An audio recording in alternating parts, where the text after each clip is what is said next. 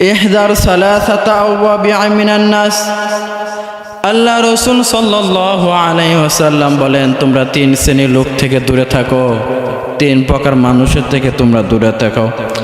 হাসানুল ওয়াজহি কবিহুল কলব, চেহারা সুন্দর অন্তর কালো। সমাজের মধ্যে এমন মানুষ আছে যাদের চেহারা অনেক সুন্দর অথচ তার অন্তর ভালো না।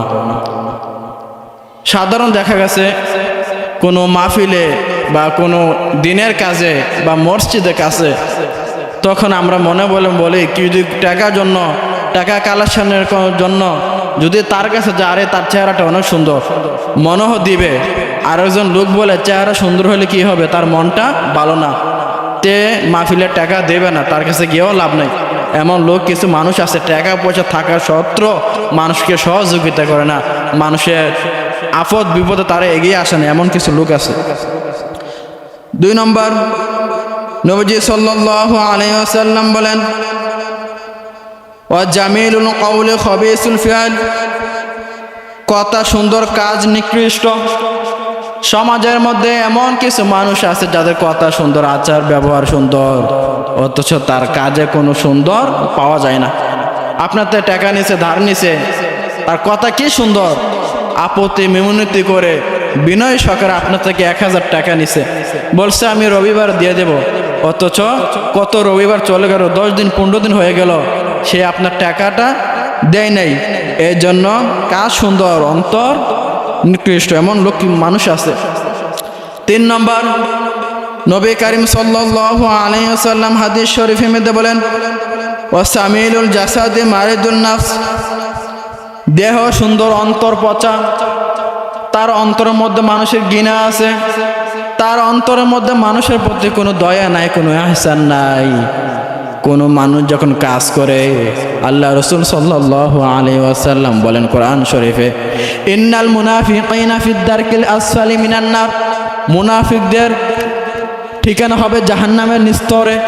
আল্লাহ রাসূল সাল্লাল্লাহু আলাইহি ওয়াসাল্লাম, এমন মানুষ আছে যারা কথা কথা মিথ্যা বলে, এমন মানুষ সমাজের মধ্যে আছে। আল্লাহ রাসূল সাল্লাল্লাহু আলাইহি ওয়াসাল্লাম হাদিস শরীফের মধ্যে বলেন, তোমাদের মধ্যে এমন কিছু মানুষ আছে যারা কথা কথা মিথ্যা বলে, ওয়াদা খেলাফ করে, আমানত গণজ করে। এমন মানুষ সমাজের মধ্যে আছে যারা কথা কথা মিথ্যা বলে। আল্লাহ রাসূল সাল্লাল্লাহু আলাইহি ওয়াসাল্লাম বলেন, মুনাফিকের আলামত 3টা। কয়টা? 3টা। 1 নম্বর, আইয়ুহাল মুনাফিকু সালাসাতু, মুনাফিক আলামত 3টি। ইযা হাযারা কাযাবা ওয়া ইযা ওয়াদাআ আখলাফ। আল্লাহ রাসূল সাল্লাল্লাহু আলাইহি ওয়াসাল্লাম বলেন, যখন কথা বলবে তারা কথা কথা মিথ্যা বলবে। আপনি একজনের কাছে টাকা চাইলেন, ওর কাছে টাকা আছে থাকার পরও আপনাকে টাকা দেবে না, এবং যে কোনো কথা বলবে কথা কথা মিথ্যা বলবে। ইদা আহাসা কাযাবা। 2 নম্বর, ওয়াদা করলে ওয়াদা ভাঙ্গা করবে, ওয়াদা খেয়ানত করবে। আপনি তার কাছে কিছু বললেন, এই ওয়াদা দিলাম এই কাজটা তুই কোনো সময় করবি না, আপনি একটা খারাপ কাজ করে ফেলছেন, ওই কাজটা কি করছে সে আবার মানুষের কাছে প্রকাশ করে দেয়, এ তো এমন কাজ করে ফেলছে। আপনার কাছে সে বলছে, তুই বন্ধু আমি এমন একটা কাজ করছি, ওয়াদা তুই কারোর কাছে বলবি না, সেই কথাটা মানুষের কাছে আরো প্রকাশ করে দেয়। 3 নম্বর, ওয়াইদাল উতিমা খানা, তার কাছে আমানত রাখলে সে খেয়ানত করবে। আপনি একজনের কাছে 10,000 12,000 20,000 টাকা রাখছেন, আবার সমর্থন আমাকে দিস, সে কি করছে, টাকাটা মাইরা দিছে বা টাকাটা নিয়ে ফেলছে, অন্যজনকে দিয়ে দিছে, আমানত খেয়ানত করছে। আল্লাহ রাসূল সাল্লাল্লাহু আলাইহি ওয়াসাল্লাম বলেন, 3 শ্রেণীর লোক থেকে তোমরা দূরে থাকো। 2 নম্বর বলছেন, মুনাফিকদের আলামত 3টি। আল্লাহ রাব্বুল আলামিন 3 নম্বর বলেন, ক্বালা রাসূলুল্লাহ সাল্লাল্লাহু আলাইহি ওয়াসাল্লাম, লাইসা মিন্না মান দারাবাল খুলুদ।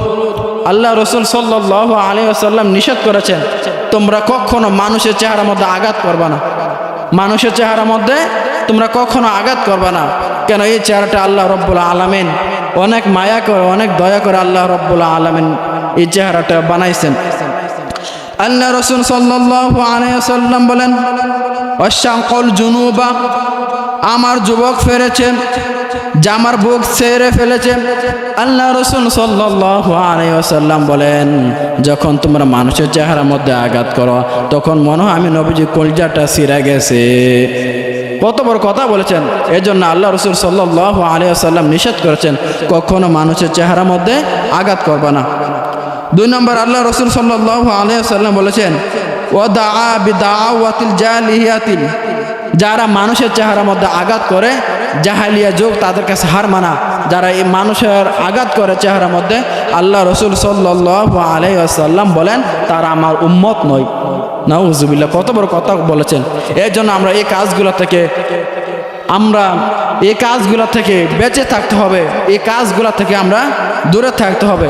দুনিয়াতে আইছেন, মানুষের উপর অত্যাচার করবেন না, জুলুম অবিচার করবেন না, আপনি দুনিয়াতে চিরকাল থাকবেন না।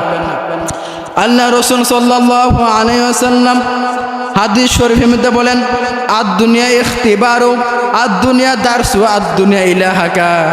আল্লাহ রাসূল সাল্লাল্লাহু আলাইহি ওয়াসাল্লাম বলেন দুনিয়াটি পরীক্ষা স্বরূপ। আল্লাহ রাব্বুল আলামিন আপনাকে পাঠাইছেন দুনিয়াতে পরীক্ষা দেওয়ার জন্য, চিরস্থায়ী দুনিয়াতে থাকার জন্য আল্লাহ রাব্বুল আলামিন আমাদেরকে পাঠান নাই। দুনিয়াতে আসছেন আবার চলে যাবেন। আল্লাহ রাব্বুল আলামিন বলেন কুরআন শরীফের মধ্যে বলেন মিনহা খলাকনাকুম ওয়া ফিহা নুঈদুকুম ওয়া মিনহা নুখরিজুকুম তারাতান উখরা। আমি আল্লাহ রাব্বুল আলামিন তোমাকে মাটির থেকে সৃষ্টি করেছি। আমি আল্লাহ রাব্বুল আলামিন তোমাকে মাটি দিয়ে বানাইছি, আবার আমি আল্লাহ রাব্বুল আলামিন তোমাকে মাটির মধ্যে মিশিয়ে দেব। আল্লাহ রাসূল সাল্লাল্লাহু আলাইহি ওয়াসাল্লাম হাদিস শরীফের মধ্যে বলেন লাকিন্নাদ দুনিয়া লাইসা ওয়াতন। আল্লাহ রাব্বুল আলামিন বলেছেন কিন্তু দুনিয়া তোমরা ঠিকানা নয়।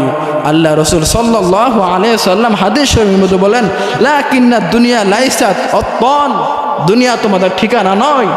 দুনিয়া থেকে তোমরা চলে যেতে হবে। সারা জীবন তোমরা দুনিয়ার মধ্যে থাকবা না। যত বাড়ি গাড়ি করো না কেন, যত টাকা পয়সা করো না কেন, যত আওলা ধন সম্পদ করো না কেন, দুনিয়া থেকে তোমরা চলে যেতে হবে। ঠিকানা কোথায়? আল্লাহ রাসূল সাল্লাল্লাহু আলাইহি ওয়াসাল্লাম আল জান্নাতু হিয়া ওয়াতন, তোমাদের ঠিকানা হইল জান্নাতে।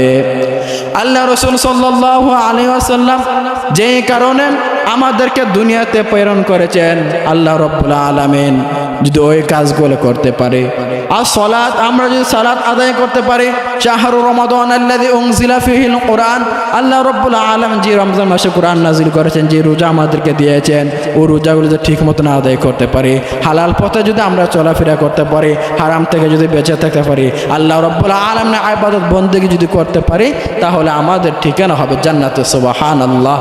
আল্লাহ রাসূল সাল্লাল্লাহু আলাইহি ওয়াসাল্লাম বলেছেন তোমরা দুনিয়াতে চিরদিন থাকবা না, লাকিন্না দুনিয়া লাইসা ওয়াতিন, দুনিয়া থেকে তোমরা অতিরে চলে যাইবা। এর জন্য আমরা যারা দুনিয়াতে আসি চিরস্থায়ী আমরা থাকবো না। এর জন্য আমরা মানুষের উপর কখনো মানুষকে কষ্ট দেব না। আমার কথা যেন মানুষ কষ্ট না পায়। আল্লাহ রাব্বুল আলামিন যারা দুনিয়া থেকে আল্লাহর ইবাদত বন্দেগী করে যাবে, আল্লাহ রাব্বুল আলামিন তাদেরকে জান্নাত দান করবেন। সুবহানাল্লাহ। আল্লাহ রাসূল সাল্লাল্লাহু আলাইহি ওয়াসাল্লাম বলেন তোমরা আল্লাহর কাছ থেকে বেশি বেশি গুনাহ চেয়ে নাও, আল্লাহর কাছ থেকে বেশি বেশি তোমরা তওবা করো। আল্লাহ রাব্বুল আলামিন বলেন কদ কানা নাবিয়্যু দাইমান ইয়াকুল, আমি আল্লাহ রাব্বুল আলামিন তোমাদের কাছে কবর আযাব বেশি বেশি ভয় করো। আল্লাহ রাসূল সাল্লাল্লাহু আলাইহি ওয়াসাল্লাম বলেছেন আমি কবরের আযাব থেকে আল্লাহ রাব্বুল আলামিনের কাছে দৈনিক 100 বার পানা চাইতাম। কয়বার? 100 বার। আল্লাহ রাসূল হাদিস শরীফের মধ্যে বলেছেন আল্লাহুম্মা ইন্নী আউযু বিকা মিন আযাবিল কবর, হে আল্লাহ তোমার কাছে কবর আযাব থেকে আমরা পানা চাই। এর জন্য সব সময় নামাজের পরে, ফজর নামাজের পরে 7 বার পড়বে আল্লাহুম্মা আজিন্নি মিনান নার, আল্লাহুম্মা আজিন্নি মিনান নার, হে আল্লাহ আমাকে জাহান্নাম আগুন থেকে তুমি বাঁচাও। আল্লাহ রাসূল সাল্লাল্লাহু আলাইহি ওয়াসাল্লাম তারপরে হাদিসে বলেন ওয়া আযাবিন নার, এবং জাহান্নাম আযাব থেকে তুমি আমাদেরকে বাঁচাও। সবসময় বলবেন আল্লাহ ওয়া আযাবিন নার, হে আল্লাহ আপনি আমাদেরকে জাহান্নাম আযাব থেকে আমাদেরকে বাঁচান। আল্লাহ রাসূল সাল্লাল্লাহু আলাইহি ওয়াসাল্লাম তারপরে হাদিসে বলেন ওয়া ফিতনাতিল মাহইয়া ওয়া মামাতি, এবং জীবন মৃত্যু ফিতনা থেকে তুমি আমাদেরকে বাঁচাও। হে আল্লাহ যখন আমাদের মৃত্যু হবে, মৃত্যুর কঠিন আযাব থেকে, কঠিন শাস্তি থেকে তুমি আমাদেরকে বাঁচাও। আল্লাহ রাসূল সাল্লাল্লাহু আলাইহি ওয়াসাল্লাম তার পরে হাদিস শরীফে বলেছেন ওয়াশারুল মাসিহিদ দারাজাত, এবং দাজ্জাল ফিতনা থেকে তুমি আমাদেরকে বাঁচাও। আল্লাহ রাব্বুল আলামিন এই আমলগুলো করার তৌফিক দান করুক। ওয়া মা আলাইনা ইল্লাল বালাগ। আসসালামু আলাইকুম ওয়া রাহমাতুল্লাহ।